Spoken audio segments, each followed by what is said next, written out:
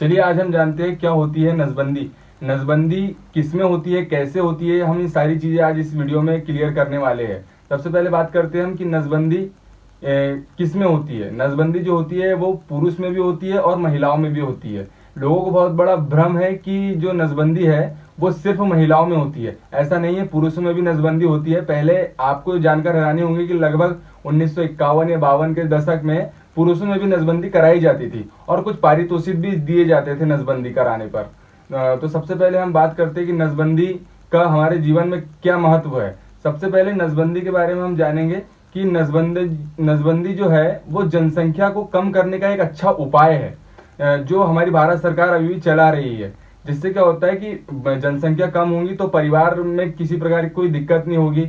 जो हमारी जो जनसंख्या है वो लगातार कम होती जाएगी और जिससे क्या है परिवार में किसी प्रकार धन की जो क्या होता है कि कुछ गरीब परिवार में लगातार जनसंख्या बढ़ती है बच्चों की, तो जो उनके परिवार में है सही तरीके से पालन पोषण नहीं हो पाता है और उनको अच्छी शिक्षा नहीं मिल पाती है। तो हम नसबंदी के बारे में आज जानकारी लेते हैं कि क्या होती है पुरुषों में नसबंदी और कैसे होती है महिलाओं में नसबंदी। सबसे पहले हम बात करते हैं महिलाओं में किस प्रकार से होती है नसबंदी।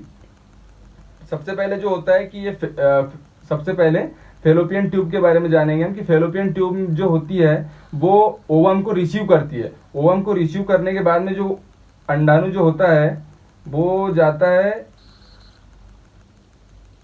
आपके गर्भाशय में या गर्भाशय में। जिससे क्या होता है कि ओवम गर्भाशय में जाने के बाद में कुछ समय तक ठहरता है और जैसे ही फर्टिलाइजेशन होता है वहां पर गर्भधारण हो जाता है। लेकिन क्या होता है कि हम जैसी ट्यूबेक्टॉमी करते हैं तो हम क्या होता है कि फेलोपियन ट्यूब को काट कर बांध देते हैं। जिससे क्या होता है कि ओवम जो है एक ओवरी से गर्भाशय तक नहीं पहुंच पाता है और प्रेगनेंसी को महिलाएं नहीं अटेंड कर पाती है।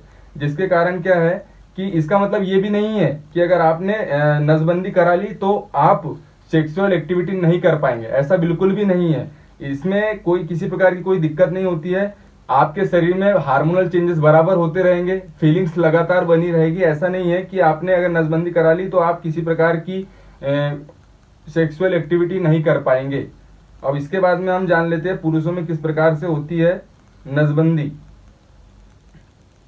तो पुरुषों में जो होता है कि वेसेक्टोमी होती है पुरुषों में। जिससे क्या होता है कि स्पर्म जो है वो यहाँ टेस्टिस से बाहर निकलता है और यूरेथ्रा के माध्यम से एकदम शरीर से बाहर हो जाता है। जिससे क्या होता है कि हमारा जो स्पर्म होता है वो जिससे क्या होता है वासा डिफरेंस से जो स्पर्म जो रिलीज होता है वो स्पर्म जाता है यूरेथ्रा से एकदम बाहर जाता है और यहाँ पर कुछ ग्लैंड होती है। जिससे क्या होता है कि सेमाइनल प्लाज्मा भी रिलीज होता है। टेस्टिस से स्पर्म बाहर आता है और जो सेमाइनल प्लाज्मा होता है, सेमाइनल प्लाज्मा और स्पर्म मिलकर बनाते हैं सीमेन। और सीमेन में कुछ मात्रा 95% जो होती है वो होता है सेमाइनल प्लाज्मा और 5% जो होता है वो होता है स्पर्म। जो क्या होता है कि वासा डिफरेंस से निकलता है स्पर्म और वो आता है यूरेथ्रा के माध्यम से शरीर से बाहर। और जैसे ही मेल और फीमेल के बीच में जैसी सेक्सुअल एक्टिविटी होती है तो स्पर्म के माध्यम से स्पर्म उनके गर्भाशय तक जाता है और ओवम को फर्टिलाइज करता है। लेकिन स्पर्म को रिलीज न होने देने के लिए हमें करानी पड़ती है वेसेक्टोमी। वेसेक्टोमी में हम वासा डिफरेंस को ऐसे काट कर बांध देते हैं। जिससे क्या होता है कि स्पर्म बाहर नहीं आ पाते। लेकिन इसमें भी इसका मतलब यह नहीं है कि आप सेक्सुअल एक्टिविटी नहीं कर सकते। आपके साथ में हार्मोनल चेंजेस बराबर होते रहेंगे, आपकी फीलिंग लगातार बनी रहेगी और इससे यही आपको फायदा होगा कि आप प्रेग्नेंट नहीं कर पाएंगे और आपके पास स्पर्म नहीं रिलीज होगा बाहर। आपके पास सेमाइनल वेसाइकल से सेमाइनल प्लाज्मा जरूर बाहर होगा और ऐसा नहीं, लेकिन उसमें स्पर्म की क्वांटिटी नहीं रहेगी, स्पर्म ना के बराबर